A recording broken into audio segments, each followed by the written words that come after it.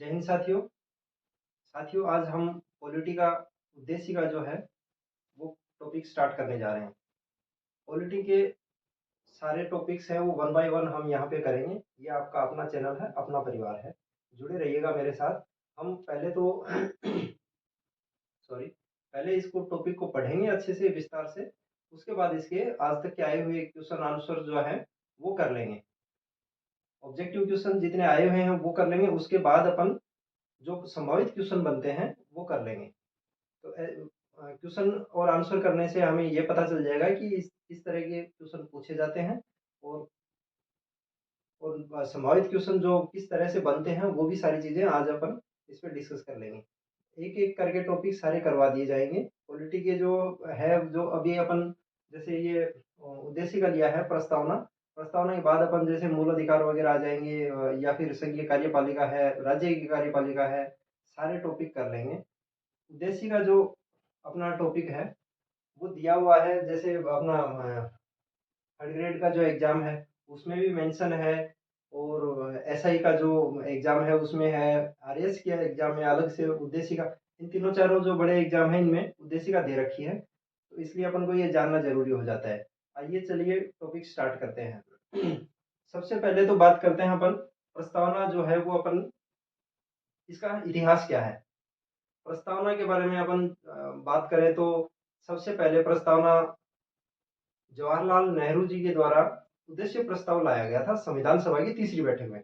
तीसरी बैठक जो 13 दिसंबर 1946 को बुलाई गई थी। तीन बैठकें हुई थी संविधान सभा की, 9 दिसंबर, 2 दिन बाद 11 दिसंबर, और फिर तीसरी 13 दिसंबर, 2 दिन बाद। तीनों बैठकों में से तीसरी बैठक में प्रस्तावना उद्देश्य प्रस्ताव जवाहरलाल नेहरू लेके आए थे, जिसको 22 जनवरी 1947 को संविधान सभा के द्वारा स्वीकार कर लिया गया था, और वो आज वर्तमान में अपने प्रस्तावना के रूप में काम कर रहा है। प्रस्तावना भारतीय संविधान में जो यूएसए से लिया गया है। सबसे पहले प्रस्तावना का प्रावधान यूएसए के संविधान में किया गया। उसके बाद कई सारे देशों ने वहां से प्रस्तावना को अपने संविधान में शामिल किया, जिनमें से भारत भी एक है। प्रस्तावना की जो अपनी भाषा शैली है उसके ऊपर ऑस्ट्रेलिया का प्रभाव है। अमेरिका से तो प्रभावित इस तरह से है कि उसमें जैसे अपने प्रस्तावना में स्टार्टिंग में दिया हुआ है कि हम भारत के लोग, वैसे ही उस अमेरिका के संविधान में लिखा हुआ है we are the people of America. अपने में लिखा हुआ है we are the people of India. और उसके बाद जो आगे की जो भाषा शैली है वो अपने ऑस्ट्रेलिया से ली गई है। प्रस्तावना को भारतीय संविधान का मुखौटा, आमुख, दर्पण, सार आदि नाम दिए जाते हैं। कुंजी, दर्पण, सार, परिचय पत्र, दर्शन, उद्देश्य का मुखौटा की संज्ञा दी जाती है। प्रस्तावना के अंदर आज तक केवल और केवल एक बार संविधान संशोधन किया गया है, 42वां संविधान संशोधन 1976। माननीय इंदिरा जी की सरकार थी उस समय एक संविधान संशोधन किया गया और उसमें 3 शब्द जोड़े गए, समाजवाद, पंथ निरपेक्षता और अखंडता। समाजवाद से तात्पर्य है कि अपने जो उत्पादन के जो संसाधन हैं, देश के संसाधनों पर कुछ व्यक्तियों का या किसी विशेष वर्ग का अधिकार नहीं होगा, वरन उन पर देश की तमाम जनता को ध्यान में रखते हुए सर्वजन हिताय के रूप में उनका उपभोग किया जाएगा। दूसरा है पंथ निरपेक्षता। पंथ निरपेक्षता से तात्पर्य है कि भारत जो है उसका कोई राजकीय धर्म नहीं होगा। जैसे अपन देखते हैं अपने पड़ोस में पाकिस्तान है, बांग्लादेश है, या फिर इनका इस्लाम धर्म के स्टेट है, ये कंट्री है। और थोड़े समय पहले जैसे देखा गया कि ये इजराइल ने अपने आप को यहूदी धर्म का देश सब वो किया था। और इसमें यूरोप में अपन कई सारे देश हैं जो ईसाई कंट्रियां हैं, लेकिन भारत में ऐसा नहीं है। भारत जो है वो पंथ निरपेक्ष है, मतलब धर्म के आधार पे कोई भेदभाव नहीं है। हमारे यहाँ सभी समान है धर्म के रूप मामले में। तीसरा शब्द है अखंडता। ये तीनों शब्द मूल संविधान में नहीं थे, इनको बाद में जोड़ा गया है संविधान संशोधन के द्वारा। आज तक इसमें केवल और केवल एक बार ही संविधान संशोधन किया गया है। दोस्तों, अगर वीडियो आपको अच्छा लगे, नॉलेजेबल लगे, तो इसको लाइक शेयर सब्सक्राइब जरूर कर लें, और अगर कोई डाउट हो तो कमेंट जरूर करें। साथियों, अब अपन भारत के संविधान में जो प्रस्तावना एज इट इज लिखी गई है उसके ऊपर बात कर लेते हैं। मूल संविधान जो है वो इंग्लिश में लिखा गया है, फिर उसको हिंदी में उसका ट्रांसलेशन किया गया है। ये प्रस्तावना एज इट इज हर किताब में, हर नोट्स में लिखी हुई मिल जाएगी। अपना उद्देश्य है कि इसके जो शब्द दिए गए हैं उनको समझाना, वो समझ में आनी जरूरी है। अगर एक तो होता है रटना, रटी हुई चीजें भूल जाते हैं अपन। शब्दों का अर्थ अगर समझ में आ गया तो भले ही अपन को सीक्वेंस उस टाइम अगर भूल भी गए ना तो अपन उनको याद कर लेंगे। तो आइए इस पे विस्तार से इसको समझते हैं। प्रस्तावना में लिखा गया है, हम भारत के लोग, हम भारत के लोग भारत को संपूर्ण प्रभुत्व संपन्न, समाजवादी, पंथ निरपेक्ष, लोकतंत्रात्मक गणराज्य बनाने के लिए तथा उसके समस्त नागरिकों को सामाजिक, आर्थिक और राजनीतिक न्याय, विचार, अभिव्यक्ति, विश्वास, धर्म, उपासना की स्वतंत्रता, प्रतिष्ठा व अवसर की समता प्राप्त कराने के लिए तथा उन सब में व्यक्ति की गरिमा, राष्ट्र की एकता व अखंडता को सुनिश्चित करने वाली बंधुता बढ़ाने के लिए दृढ़ संकल्प होकर अपनी इस संविधान सभा में आज दिनांक 26 नवंबर 1949 को एतद द्वारा संविधान को अंगीकृत, अधिनियमित व आत्मार्पित करते हैं। ये 26 नवंबर 1949 को अपना संविधान आंशिक रूप से लागू कर दिया गया था। अगर कभी एग्जामिनर कोई अच्छा क्वेश्चन बनाएगा तो ये जो हिंदी विक्रम संवत का जो है, ये दिनांक भी याद रख लीजिएगा। मिति मार्क्सिस्ट शुक्ल सप्तमी संवत 2006, और ये विक्रमी संवत है, इसका भी ध्यान रखना, क्योंकि अपने जो कैलेंडर जो राष्ट्रीय लिया गया है वो शक संवत वाला है। ये विक्रमी संवत का है, मिति मार्क्सिस्ट शुक्ल सप्तमी 2006। अब अपन इसके शब्दों का अर्थ जानते हैं। तो देखो, सबसे पहले दिया गया है हम भारत के लोग। हम भारत के लोग अर्थात भारत की जो अंतिम शक्ति का स्रोत है वो जनता है, भारत के लोग। भारत के शासन की अंतिम शक्ति जो है उसका स्रोत भारत है, भारत के लोग हैं। भारत को, ये भारत शब्द इसमें 2 बार आ चुका है, इसके बाद कहीं भी भारत नहीं है।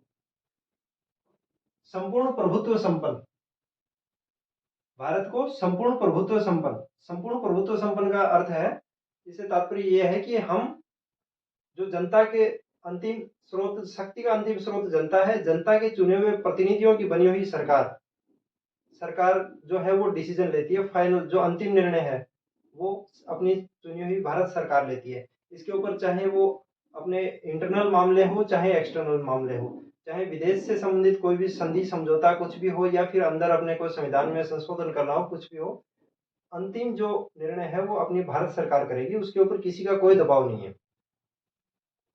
समाजवादी, समाजवादी से तात्पर्य है कि उत्पादन और वितरण के संसाधनों पर कुछ लोगों का अधिकार नहीं होगा, कुछ लोगों का या किसी वर्ग विशेष का अधिकार नहीं होके उन पर सभी जनता का अधिकार होगा। सभी सर्वजन हिताय के आधार पे, मतलब सभी का कल्याण हो, इस आधार पे उनका उपयोग किया जाएगा।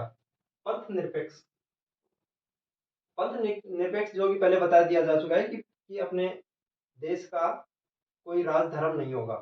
धर्म के आधार पर किसी भी व्यक्ति के साथ संविधान कोई भेदभाव नहीं करेगा।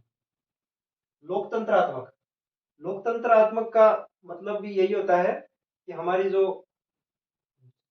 लोकतंत्र का एक अच्छा कोटेशन है, अब्राहम लिंकन जो अमेरिका के प्रेसिडेंट रहे हैं, उनका है कि लोकतंत्र से तात्पर्य है जनता का जनता के लिए जनता द्वारा शासन, मतलब जनता का जनता के द्वारा, जनता का जनता द्वारा जनता के लिए शासन, मतलब जनता खुद शासन करती है। अभी अपन जैसे इलेक्शन होते हैं, चुनाव, तो हम एमपी और एमएलए को चुनते हैं, विधायक और सांसद। विधायक जो है वो राज्य सरकार का निर्माण करते हैं और एमपी जो सांसद हैं वो भारत सरकार का निर्माण करते हैं, और वो डिसीजन भारत की जनता की तरफ से वो प्रतिनिधि हैं, वही उनका फाइनल डिसीजन लेते हैं। तो जनता लोकतंत्रात्मक है, अपने यहाँ लोकतंत्र विद्यमान है। गणराज्य, गणराज्य से तात्पर्य होता है कि हमारा राष्ट्र जो है, राष्ट्र का अध्यक्ष है, राष्ट्राध्यक्ष अर्थात राष्ट्रपति। राष्ट्रपति कोई वंशानुगत नहीं है, कोई राजा का बेटा राजा बनेगा ऐसा नहीं है, वंशानुगत नहीं होके गण अपना राष्ट्राध्यक्ष है वो जनता के द्वारा चुना जाएगा। हमारे यहाँ इलेक्शन जो राष्ट्राध्यक्ष के जो चुनाव होते हैं वो जनता के द्वारा चुने हुए प्रतिनिधियों के द्वारा होते हैं, अर्थात जनता के द्वारा वो अप्रत्यक्ष रूप से चुना गया है, और जनता ने जिन प्रतिनिधियों को चुना है उनके द्वारा वो प्रत्यक्ष रूप से चुना गया है, बनाने के लिए तथा उसके समस्त नागरिकों को। सामाजिक, आर्थिक और राजनीतिक न्याय, इनका क्रम क्रम याद रखना। क्वेश्चन कई बार अच्छा क्वेश्चन पूछा जाता है क्रम से, जैसे संपूर्ण प्रभुत्व संपन्न, समाजवादी, पंथ निरपेक्ष, लोकतंत्रात्मक, गणराज्य, इनका क्रम से पूछ लिया जाता है। दूसरा, सामाजिक, आर्थिक, राजनीतिक न्याय। न्याय तीन प्रकार का, सामाजिक, आर्थिक और राजनीतिक। सामाजिक न्याय का मतलब है कि किसी भी व्यक्ति के साथ उसके जन्म, लिंग, धर्म आदि के आधार पर भेदभाव नहीं किया जाएगा। दूसरा है आर्थिक। आर्थिक न्याय से तात्पर्य है कि आर्थिक आधार पे किसी के साथ कोई भेदभाव नहीं होगा, चाहे कोई गरीब हो चाहे अमीर हो, सब समान है, संविधान की दृष्टि में सब समान है। राजनीतिक न्याय से तात्पर्य है कि राजनीतिक रूप से भी सब समान है। वोट, प्रत्येक व्यक्ति को एक ही वोट का अधिकार है, वो चाहे गरीब हो चाहे अमीर हो। अगर कोई अपने सरकारी जो दफ्तर है, सरकारी कोई भी कार्यालय है, उनमें जाने के लिए किसी भी प्रकार का कोई भेदभाव नहीं है, प्रत्येक व्यक्ति उसी तरीके से जा सकता है। दूसरा, आप जनता के द्वारा अपनी बात सरकार तक पहुंचाने का भी उतना ही अधिकार है, प्रत्येक व्यक्ति को अधिकार है कि वो जनता तक, सरकार तक अपनी बात पहुंचा दे। ये राजनीतिक न्याय हो गया। फिर विचार, अभिव्यक्ति, विश्वास, धर्म और उपासना की स्वतंत्रता, इनको भी क्रम से याद रखिएगा। विचार, अभिव्यक्ति, विश्वास, धर्म और उपासना की स्वतंत्रता, दो चार बार अगर इनको बोलोगे तो याद हो जाएगा। वैसे अगर अपन बात करें इसको समझने के लिए, तो सबसे पहले अपने विचार उत्पन्न होते हैं। विचार उत्पन्न होंगे, फिर उनको अपन अभिव्यक्त करते हैं, किसी के भी सामने किया, जैसे दो पांच लोग बैठे हैं उनके सामने अभिव्यक्त किया। तो जिनके सामने अपन अपने विचारों को अभिव्यक्त करेंगे वो अपन में विश्वास करेंगे। तीसरा हो गया विश्वास। विश्वास हमेशा बीच में आएगा, पांच में से विश्वास बीच में है। विचार उनको व्यक्त किया, उन्होंने अपन पे विश्वास किया, विश्वास किया, फिर धीरे धीरे जैसे दायरा बढ़ गया, काफी सारे लोग हो गए। जैसे अपन बात करें गुरु नानक जी, उन्होंने अपने विचारों का व्यक्त किया, लोगों ने विश्वास किया, विश्वास करने वाले लोगों का दायरा बढ़ा तो धर्म बन गया। धर्म बन गया, फिर धर्म बनने के बाद अपन को ऐसा लगता है कि भाई अगर अपना धर्म अलग है तो पूजा पद्धति, उपासना भी तो कोई होनी चाहिए, तो बाद में होगा उपासना। ये समझाने के लिए, याद रखने के लिए है। चाहे महावीर बुद्ध का ले लो, महावीर का ले लो, बुद्ध का ले लो, सेम ऐसे ही हुआ है कि पहले उन्होंने अपने विचार अभिव्यक्त किए, लोगों का विश्वास हुआ, विश्वास करने वाले धर्मावलंबियों का दायरा बढ़ा तो वो एक धर्म बन गया। धर्म के बाद उनकी पूजा पद्धति अलग हो गई, उपासना की स्वतंत्रता। पांचों चीजों की स्वतंत्रता, पांच तरह की स्वतंत्रता है, तीन तरह का न्याय। प्रतिष्ठा और अवसर की समता, प्रत्येक व्यक्ति को प्रतिष्ठित होने का और अवसर प्राप्त करने का, रोजगार के अंदर अवसर प्राप्त करने का समान रूप से अधिकार है, समता प्राप्त कराने के लिए, तथा उन सब में व्यक्ति की गरिमा और राष्ट्र की एकता तथा अखंडता सुनिश्चित करने वाली। व्यक्ति की गरिमा, राष्ट्र की एकता तथा अखंडता को सुनिश्चित करने वाली।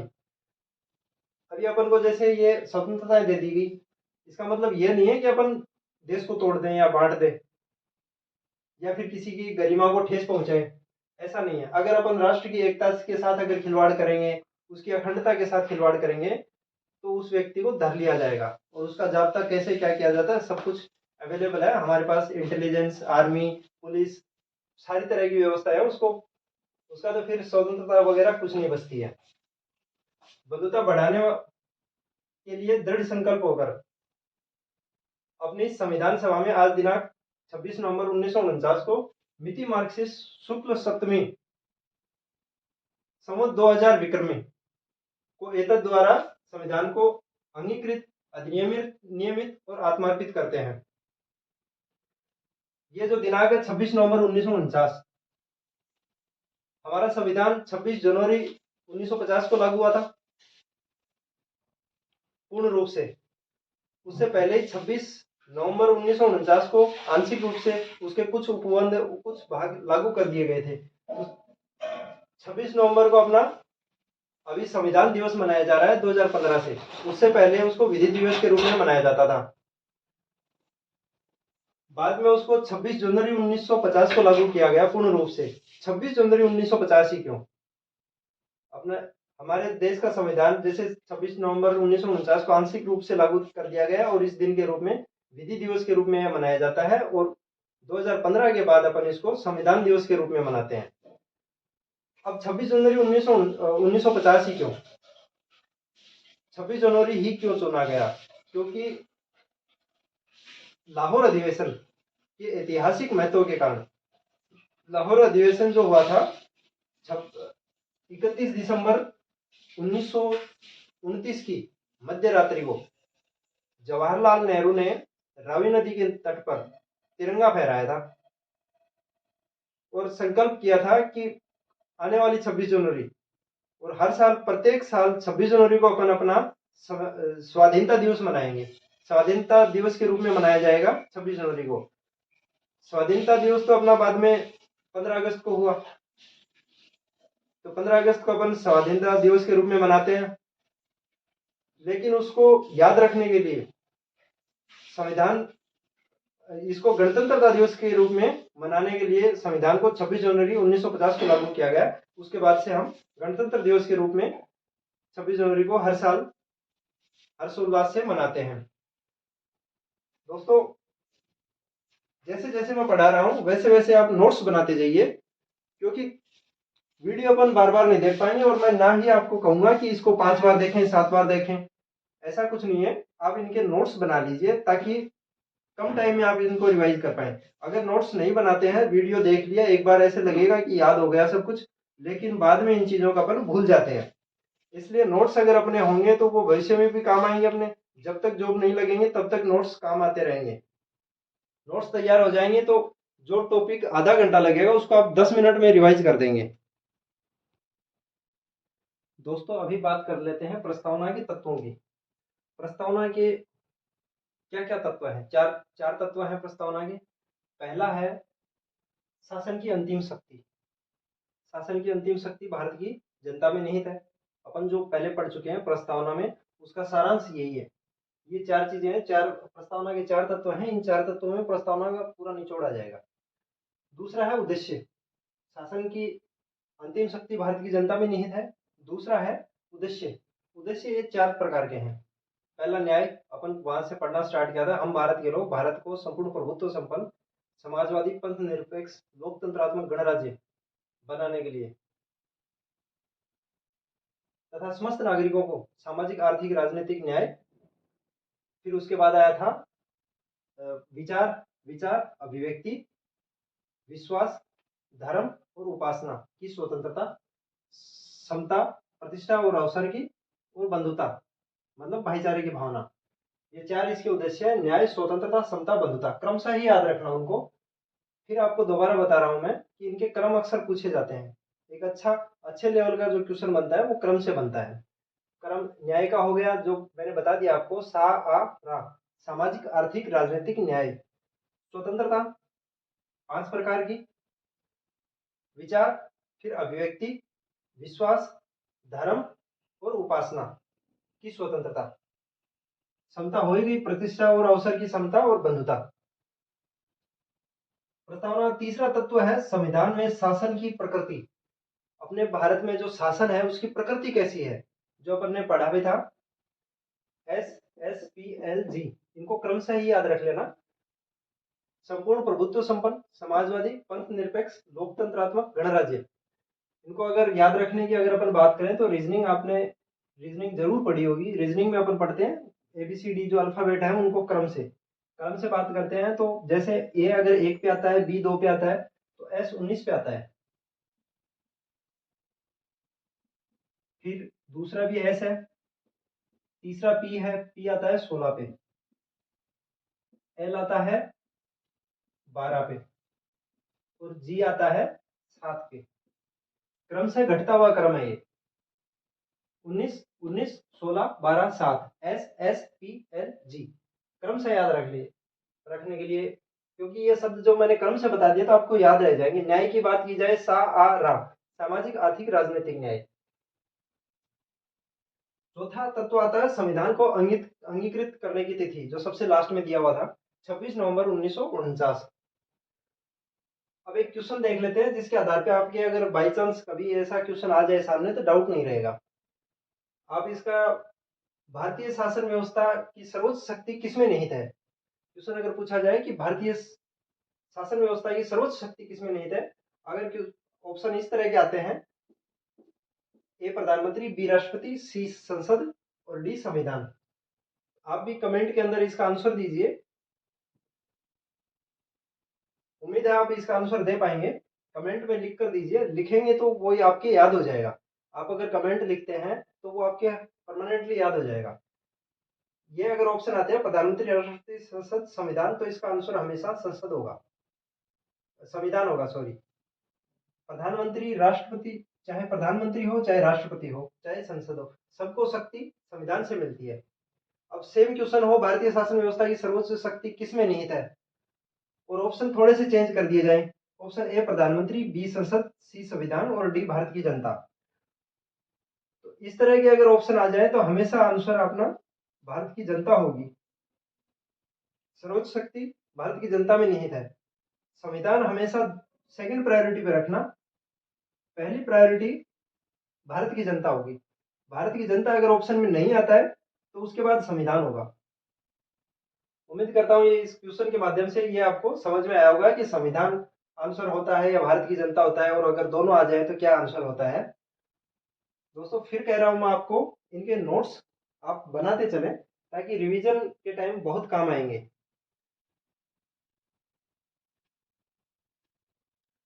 और दूसरी बात, आपका अपना ही चैनल है, घर का चैनल है, किसी को कुछ बताने की जरूरत नहीं है। लाइक करें, शेयर करें, सब्सक्राइब करें और कमेंट करें।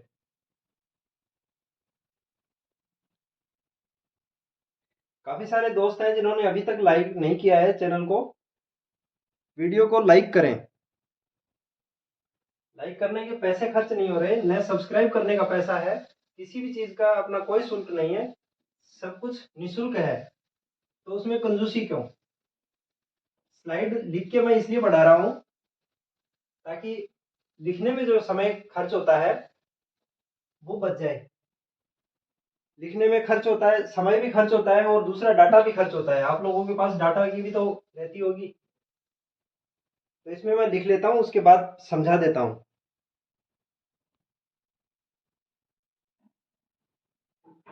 प्रस्तावना संविधान का भाग है या नहीं, इससे संबंधित दो वाद हुए। पहला वाद हुआ था बेरुबारीवाद। बेरुबारीवाद 1960 में हुआ था, जिसमें संविधान सुप्रीम कोर्ट ने माना था कि प्रस्तावना संविधान का भाग नहीं है, ये संविधान से बाहर है। बेरुबारी असल में एक जगह का नाम है जो उस समय भारत में थी। जवाहरलाल नेहरू उसको पाकिस्तान को देना चाहते थे। कारण ये था कि जो अपना ये जो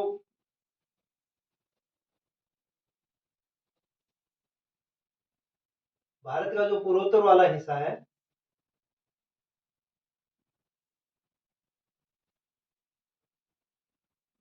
उसमें यहाँ बांग्लादेश है। बेरुबारी जो जगह थी वो यहाँ थी, क्योंकि विभिन्न तरह के राजा रजवाड़ों का अधिमिलन हुआ था, तो ये जगह इन्होंने भारत को चुना था। लेकिन ये जगह उस समय पाकिस्तान में चली गई। चारों तरफ पाकिस्तान था, इसके जो पूर्वी पाकिस्तान था उस समय, जिसकी वजह से दिक्कत आ रही थी, क्योंकि इनके बॉर्डर कहीं भी भारत नहीं लगता था, चारों तरफ इसके पाकिस्तान था, जो बाद में कालांतर में उस समय पूर्वी पाकिस्तान था, बाद में बांग्लादेश बना दिया गया 1971। तो नेहरू जी इसको पाकिस्तान को देना चाहते थे। वाद सुप्रीम कोर्ट में आया कि किसी प्रधानमंत्री को यह शक्ति कहां से प्राप्त हुई कि वो किसी हिस्से को बाहर के किसी दूसरे देश को दे दे।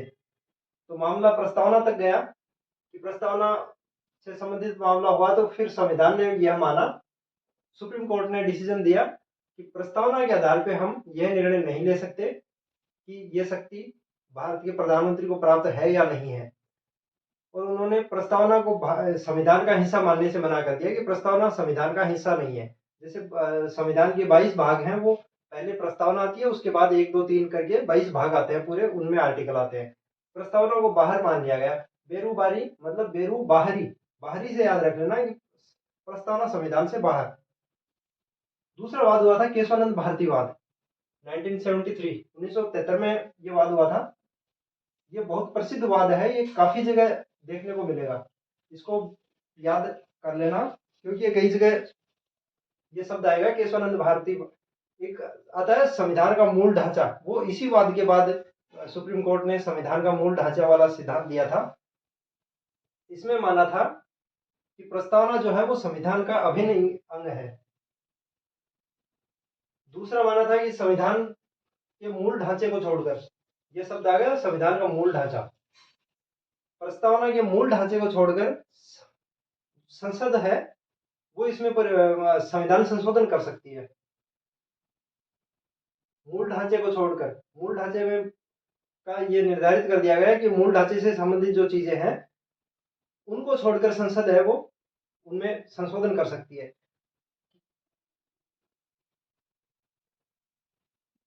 इसके आधार पे ये 1973 का था।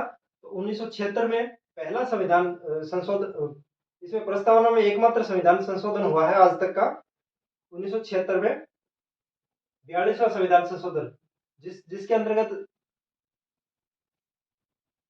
समाजवादी, पंथ निरपेक्ष, अखंडता 3 शब्द जोड़े गए थे। वो उसके बाद ही जोड़े गए। 1973 का ये वाद है। 76 में पहला संविधान संशोधन हुआ, जो आज तक का एक ही हुआ है। तीसरा बिंदु इसमें निर्धारित किया गया है कि प्रस्तावना जो है वो वाद योग्य नहीं है, अर्थात यह अवाद योग्य है। अवाद योग्य, अपरिवर्तनीय, गैर न्यायिक। वाद योग्य शब्द आएगा उसमें मूल अधिकार में, केवल मूल अधिकार वाद योग्य है, उसके अलावा नीति निर्देशक तत्व हो, चाहे मूल कर्तव्य हो, चाहे प्रस्तावना हो, ये वाद योग्य नहीं है। केवल मूल अधिकार है वो वाद योग्य है, जो हम आगे पढ़ेंगे। चौथा पॉइंट इसमें यह था कि प्रस्तावना न तो विधायिका की शक्ति का स्रोत है और न ही ये किसी ना ही ये विधायिका पर कोई प्रतिबंध लगाती है। मतलब अगर विधायिका मतलब संसद, विधायिका जो है उसकी शक्ति का न तो ये स्रोत है, प्रस्तावना के आधार पे वो कोई शक्ति प्राप्त नहीं करती, और न ही प्रस्तावना जो है वो विधायिका के ऊपर कोई प्रतिबंध लगाती है। पांचवा पॉइंट इसका ये था, ये सबसे महत्वपूर्ण पॉइंट है। एक तो ये मूल ढांचे का, और एक ये पांचवें पॉइंट की वजह से प्रस्तावना का महत्व थोड़ा बढ़ जाता है। संविधान में 5वें पॉइंट में दिया गया है कि संविधान में कहीं भी कुछ अस्पष्ट हो, जैसे कई शब्द ऐसे होते हैं जिन पे कभी कोई वाद ही नहीं होता, काफी सारी चीजें हैं कि सुप्रीम कोर्ट अपना पीछे वाला जो निर्णय है उसको बदल देती है। तो अगर कोई शब्द ऐसा हो जो अस्पष्ट हो, अनिर्वचनीय हो, तो न्यायालय प्रस्तावना का सहारा ले सकता है उसका डिसीजन करने में। ये इससे संबंधित 2 वाद हैं, ये हो गए। अब आते हैं कुछ शब्द। 3 क्रांतियों का अपनी प्रस्तावना के ऊपर प्रभाव है। फ्रांस की क्रांति, रूस की क्रांति और अमेरिका की क्रांति। फ्रांस की क्रांति से स्वतंत्रता, समता और बंधुता। स्वतंत्रता 5 तरह की, समता और बंधुता, समता प्रतिष्ठा और अवसर की समता और बंधुता, ये फ्रांस की राज्य क्रांति से लिए गए हैं। सामाजिक, आर्थिक और राजनीतिक, सारा न्याय, सामाजिक, आर्थिक और राजनीतिक न्याय जो है वो रूस से। अपन देखते आते हैं कि रूस हमारे साथ हमेशा खड़ा होता है, याद रखने के लिए बता रहा हूं, इसे याद रह जाएगा कि रूस है वो न्याय करता है भारत के साथ। तीसरा आता है यूएसए, अमेरिका से राजनीतिक स्वतंत्रता और व्यक्तिक स्वतंत्रता। राजनीतिक स्वतंत्रता और व्यक्तिक स्वतंत्रता जो है वो अमेरिका की क्रांति से ली गई है। अब इसके कुछ तथ्य हैं, जो कुछ पॉइंट और बच गए वो अपन डिस्कस कर लेते हैं। उसके बाद इसके थोड़े क्वेश्चन आंसर कर लेंगे ऑब्जेक्टिव टाइप के, तो सारा ये क्लियर हो जाएगा टॉपिक। प्रस्तावना के बारे में कुछ महत्वपूर्ण कथन जो दिए गए हैं उनके बारे में थोड़ा सा ध्यान देते हैं। प्रस्तावना संविधान की राजनीतिक जन्म कुंडली है। ये किसने कहा था? प्रस्तावना संविधान की राजनीतिक जन्म कुंडली है, ये कहा था के.एम. मुंशी ने। अगर अपन इसको याद करना चाहे तो जन्म कुंडली, जन्म कुंडली किसी भी चीज की का लेखा जोखा होता है। अगर अपन बात करेंगे जैसे मुंशी, के.एम. मुंशी, ये संविधान सभा के सदस्य थे। मुंशी जी से अपन याद रखेंगे मुनीम जी। जैसे सेठ साहूकार होते हैं वो अपना मुनीम रखते हैं, उसको मुंशी बोलता है। अगर कोई व्यक्ति आए कि कहे कि सेठ जी हमारा हिसाब करो, तो वो तुरंत कहेंगे कि मुंशी जी इनका निकालो, जरा इनकी जन्म कुंडली निकालो, क्या क्या है, कितना सामान ले गए, कितना बाकी है, कितना उधार है। तो संविधान प्रस्तावना संविधान की राजनीतिक जन्म कुंडली है। जन्म कुंडली से नाम याद रह जाएगा, के.एम. मुंशी। प्रस्तावना संविधान की कुंजी नोट है, की नोट शब्द था ये। प्रस्तावना संविधान की कुंजी है, ये अर्नेस्ट बार्कर जो विदेशी विद्वान रहे, इन्होंने नाम दिया है। फिर तीसरा कोटेशन इस पे आता है, हमारे प्रस्तावना हमारे संविधान की दीर्घकालीन सपनों का विचार है। दीर्घकालीन सपनों का विचार है। दीर्घकाल मतलब लंबी अवधि तक। लंबी अवधि का स्वप्न कब आएगा? जब अपन लंबी अवधि तक सोएंगे। लंबी अवधि तक सोता कौन है? अगर अपन भगवान विष्णु को देखें, भगवान विष्णु अपनी जो शेषनाग की जो सैया है उस पर लेटे हुए हैं और सो रहे हैं, वो लंबे समय तक सोते हैं। तो इससे अपन को याद रह जाएगा कृष्ण, क्योंकि कृष्ण भी तो विष्णु जी के अवतार है। तो ये दीर्घकालीन सपनों का विचार है, इससे याद रह जाएगा, अलादि कृष्ण स्वामी अय्यर। चौथा है, प्रस्तावना संविधान का परिचय पत्र है। परिचय पत्र, मूल शब्दों को पकड़ना है अपन के। जैसे बाहर से कोई आवाज आई तो माताजी ने कहा कि देखो जरा बाहर कौन है, तो अपन बाहर देखकर क्या जवाब देते हैं कि मम्मी सिलेंडर वाला आया है, या फिर मम्मी दूध वाला आया है, मम्मी सब्जी वाला आया है।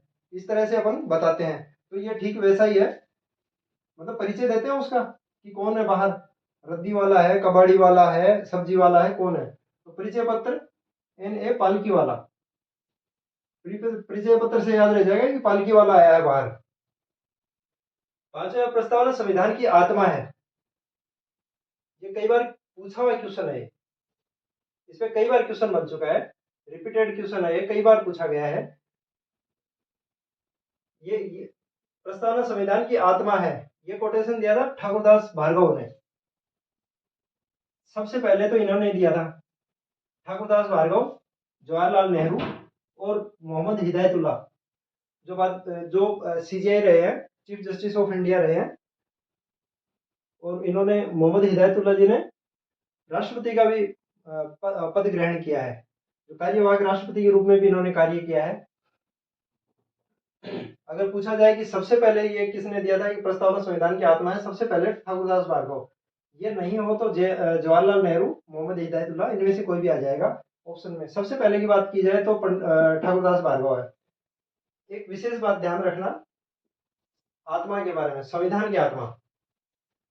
अगर नाम देके पूछा जाए कि डॉक्टर भीमराव अम्बेडकर ने किसे संविधान की आत्मा कहा है, डॉक्टर भीमराव अम्बेडकर ने आर्टिकल 32, अनुच्छेद 32 जो है भारतीय संविधान का, संवैधानिक उपचारों का अधिकार है, उसकी महत्ता के कारण उसको भारतीय संविधान की आत्मा कहा है। उन्होंने कहा है कि अगर संवैधानिक उपचारों का अधिकार अगर अपने पास नहीं हो तो बाकी अधिकार शून्य हो जाते हैं। संवैधानिक उपचारों के अधिकार को भी एक मूल अधिकार बना दिया गया है। इसकी महत्वता के कारण डॉक्टर भीमराव अम्बेडकर ने भारतीय संविधान की आत्मा कहा है।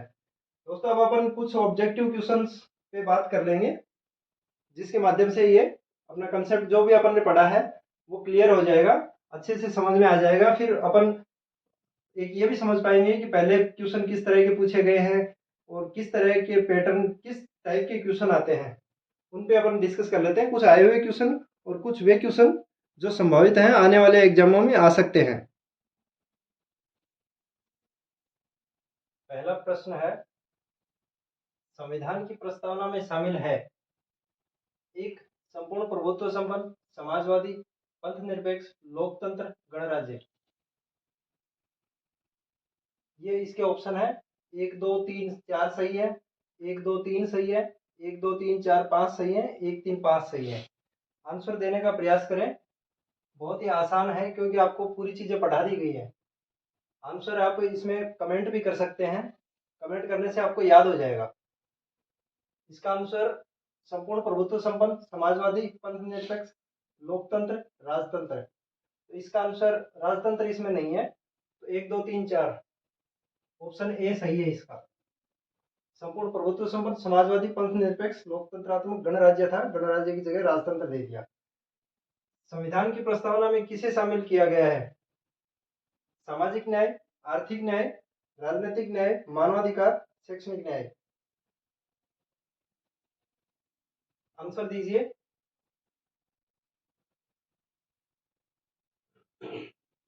वेट कर रहा हूं आपका। न्याय से मैंने आपको याद कराया था सा आ रा न्याय। सामाजिक, आर्थिक, राजनीतिक, 3 तरह के न्याय की बात की गई थी। तो इसका 1 2 3 ये आंसर सी सही है इसका ऑप्शन। नेक्स्ट क्वेश्चन है प्रस्तावना में समाजवादी पंथ निरपेक्षता व अखंडता शब्द किस संशोधन द्वारा जोड़ा गया?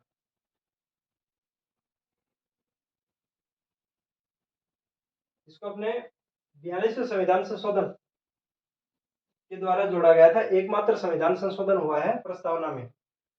ये 1976 में किया गया था, ये इंदिरा गांधी जी के द्वारा। नेक्स्ट क्वेश्चन है भारतीय संविधान की प्रस्तावना में भारत शब्द का प्रयोग कितनी बार हुआ है? इसका आप आंसर कमेंट कीजिए। 1 बार, 2 बार, 3 बार, 4 बार। प्रस्तावना हमने स्टार्टिंग जहां से प्रस्तावना स्टार्ट होती है, हम भारत के लोग भारत को संपूर्ण प्रभुत्व संपन्न समाजवादी पंथ निरपेक्ष लोकतंत्रात्मक गणराज्य, तो स्टार्टिंग में आ जाता है हम भारत के लोग भारत को। उसके बाद कहीं भारत नहीं आता है। इसका आंसर बी सही है। भारत शब्द का उपयोग 2 बार हुआ है।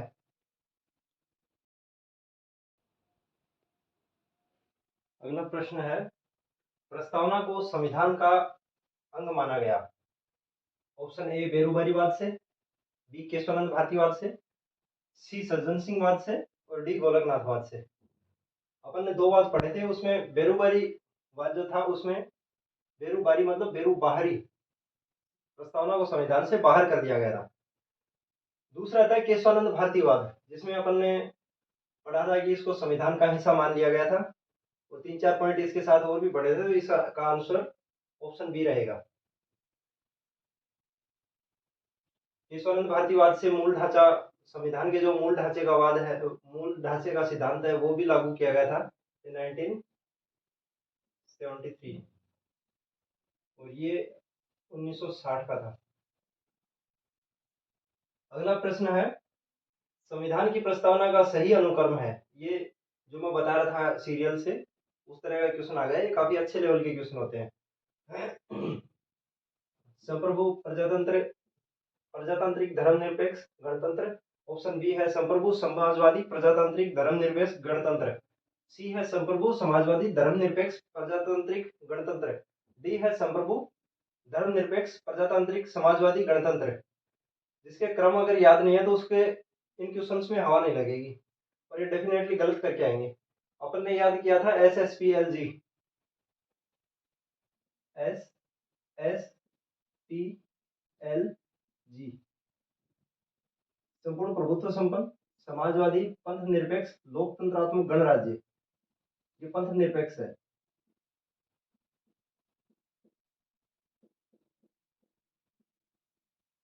अब अगर अपन पहले इसको अगर कंप्लीटली अगर एज इट इज याद नहीं है तो अपन इसको ऑप्शन कट करके भी कर सकते हैं। जैसे पहले संप्रभु है, सब में है।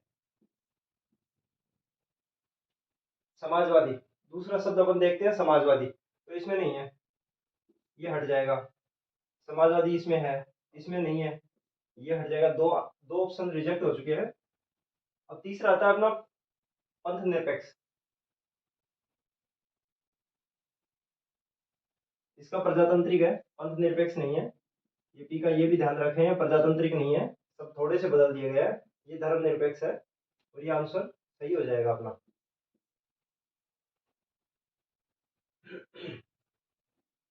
पंथ निरपेक्ष को यहाँ धर्मनिरपेक्ष लिखा गया है, लोकतांत्रिक को प्रजातांत्रिक लिखा गया है। इन शब्दों पे भी थोड़ा सा ध्यान कर लें कि ये नहीं है, और ये जो है धर्मनिरपेक्ष, जो पंथ निरपेक्ष है उसको धर्मनिरपेक्ष लिखा गया है। पंथ निरपेक्ष धर्मनिरपेक्ष एक ही बात होती है, प्रजातंत्र और लोकतंत्र एक ही बात होती है। अगला क्वेश्चन है, प्रस्तावना में वर्णित स्वतंत्रता, समानता और बंधुत्व के आदर्श कहां से प्रेरित है?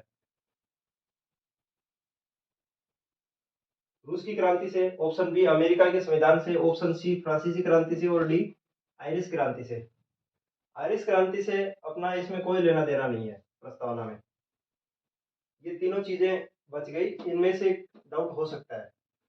तो रूस की क्रांति से अपन ने पढ़ा था कि रूस हमेशा न्याय करता है अपने साथ, तो इसके साथ न्याय था सामाजिक, आर्थिक और राजनीतिक। यह आंसर नहीं है इसका। अमेरिका की क्रांति से अगर याद हो आपको, तो अमेरिका की क्रांति से व्यक्तिक स्वतंत्रता और राजनीतिक स्वतंत्रता, ये भी नहीं होगा। बचा फ्रांस, ये इसका सही आंसर है। फ्रांसीसी क्रांति से ये स्वतंत्रता, समानता और बंधुत्व के आदर्श लिए गए हैं। नेक्स्ट क्वेश्चन है, भारतीय संविधान की प्रस्तावना से स्पष्ट नहीं होता। हमेशा इस तरह के क्वेश्चन पे जहां नहीं लिखा होता है उस पे गोला कर लेना, नहीं तो ये याद नहीं रहेगा और अपन है वाला आंसर दे देंगे।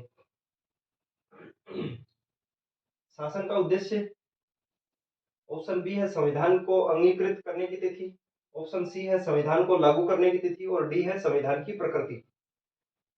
आंसर इसका कमेंट करें, कमेंट में आंसर जो हो ए बी सी डी जो भी हो, फिर उसके बाद में जो आंसर है उसको पूरा लिखें, लिखने से याद हो जाएगा। बार बार कह रहा हूं आपको कि ऑप्शन को पूरा का पूरा लिखें ताकि लिखने से आपके याद हो जाए। सॉरी। शासन के उद्देश्य प्रस्तावना से स्पष्ट होते हैं। संविधान को अंगीकृत करने की तिथि भी प्रस्तावना में दी हुई है, 26 नवंबर 1949। संविधान की प्रकृति ये भी दी गई है। संविधान को लागू करने की तिथि ये नहीं दी गई है, क्योंकि अंगीकृत संविधान को कर दिया गया था 26 नवंबर 1949 और लागू किया गया था 26 जनवरी 1950, जिसकी डेट इसमें मेंशन नहीं है। ओनली 26 नवंबर 1949 ही प्रस्तावना में दिया गया है, ये नहीं है उसमें, क्योंकि ये संविधान को लागू बाद में किया गया था पूर्णतः। नेक्स्ट क्वेश्चन है, संविधान की आत्मा, कुंजी, दर्पण, सार, परिचय पत्र, दर्शन, भूमिका की संज्ञा किसे दी जाती है? ये काफी इजी क्वेश्चन है, पढ़ने के बाद इजी लगता है, तो ये अपन को इसका आंसर पता ही है। दोस्तों बार बार कह रहा हूं आपको, इनके नोट्स बनाते चलिए आप, क्वेश्चन भी हैं उनको भी एज इट इज लिखते चले जाइए, ताकि आपको रिवीजन के टाइम, ये जो क्लास अपनी तकरीबन 40-50 मिनट की क्लास होगी, 50 एक मिनट के आसपास ये क्लास हो जाएगी, लेकिन अगर आप रिवाइज करेंगे नोट्स के जरिए तो ये 20 मिनट में कंप्लीट हो जाएगी। इसलिए अपने नोट्स बनाते चलिए।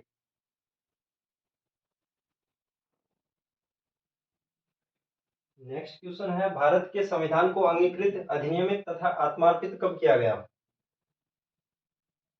ऑप्शन ए 15 अगस्त 1947, ऑप्शन बी 26 नवंबर 1949, सी 26 जनवरी 1950, और डी 22 जनवरी 1947। जैसा कि अपन पहले भी इसका अध्ययन कर चुके हैं, तो ये तो साधारण सा क्वेश्चन है, सबको पता ही होगा कि 15 अगस्त 1947 को अपना देश स्वाधीन हुआ, 26 जनवरी 1950 को अपना संविधान लागू हुआ पूर्ण रूप से, और 22 जनवरी 1947 इसको जो उद्देश्य प्रस्ताव पंडित जवाहरलाल नेहरू लेके आए थे, उसको संविधान सभा के द्वारा स्वीकृत किया गया था। 26 नवंबर 1949 इस दिन अपना जो संविधान है अंगीकृत, अधिनियमित और आत्मार्पित किया गया, तो इसका बी आंसर सही होगा। आंसर आप भी देते रहिएगा, साथ साथ में इसको पूरा लिखिएगा, जैसे जो ऑप्शन है उसका पूरा बी लिखकर उसके आगे लिखिए 26 नवंबर 1949, ताकि आपको भी वो चीज याद हो जाए।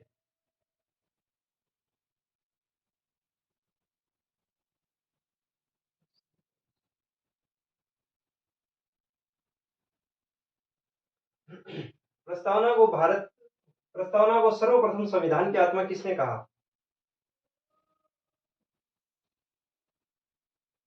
ऑप्शन ए है महात्मा गांधी, बी जवाहरलाल नेहरू, सी सरदार पटेल, डी ठाकुरदास भार्गव। ये कथन सबसे पहले जो संविधान की आत्मा प्रस्तावना को कहा था वो ठाकुरदास भार्गव ने कहा था। जवाहरलाल नेहरू ने भी संविधान की आत्मा कहा है, और मोहम्मद हिदायतुल्लाह जो सीजेआई रहे हैं भारत के, उन्होंने भी कहा है, लेकिन सबसे पहले ठाकुरदास भार्गव ने कहा है। नेक्स्ट क्वेश्चन है, 26 नवंबर 1949 ईस्वी को संविधान को रिक्त स्थान किया गया, कौन कौन से सही है? ये इस तरह का क्वेश्चन आया हुआ क्वेश्चन है, और ये ब्लैंक छोड़ देते हैं बीच में, उसकी पूर्ति करनी होती है, और कौन से सही है। एक नंबर है इसका अंगीकृत, बी अधिनियमित, एक नंबर अंगीकृत, दो नंबर अधिनियमित, तीन नंबर आत्मार्पित, और चार नंबर समर्पित। इन चारों में से कौन कौन से सही है, उसके आंसर आगे दिए गए हैं ऑप्शंस। एक दो चार सही है, एक दो तीन सही है, दो तीन चार सही है, और तीन और चार सही है। इसको अपन देखें तो अंगीकृत किया गया था, अधिनियमित किया गया था, और आत्मार्पित किया गया था, समर्पित नहीं किया गया था। तो चार किस में है? ये नहीं होगा, ये नहीं होगा, ये आंसर है इसका, और ये नहीं होगा। अगर अपन को इतना इसका भी ध्यान अगर है ना कि समर्पित नहीं किया गया था, तो भी अपन कर सकते हैं इसको ऑप्शन से। तीनों शब्द हो सकता है याद ना रहे, एक आध शब्द चूक भी जाए, तो भी अपन एलिगेशन से कर सकते हैं इसको। निम्नलिखित में से कौन भारत को पंथ निरपेक्ष राज्य वर्णित करता है? पंथ निरपेक्ष। मौलिक अधिकार ऑप्शन ए, बी प्रस्तावना, सी नोमो अनुसूची, और डी राज्य के नीति निर्देशक तत्व। इसका आंसर बी होगा, प्रस्तावना। 26 नवंबर 1949 को अंगीकृत भारतीय संविधान की प्रस्तावना में शब्द सम्मिलित नहीं थे। एक नंबर गणतंत्र, दो नंबर समाजवादी, तीन नंबर अखंडता, और चार नंबर पंथ निरपेक्षता। तो इसका अपन को ध्यान हो तो एकमात्र संविधान संशोधन आज तक का प्रस्तावना में किया गया है, 42वां संविधान संशोधन 1976। उसमें एसपीए,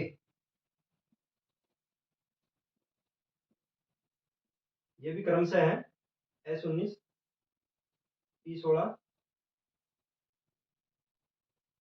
A1, घटते क्रम में है। ये भी याद रखिए, क्रम पूछ लिया जाता है।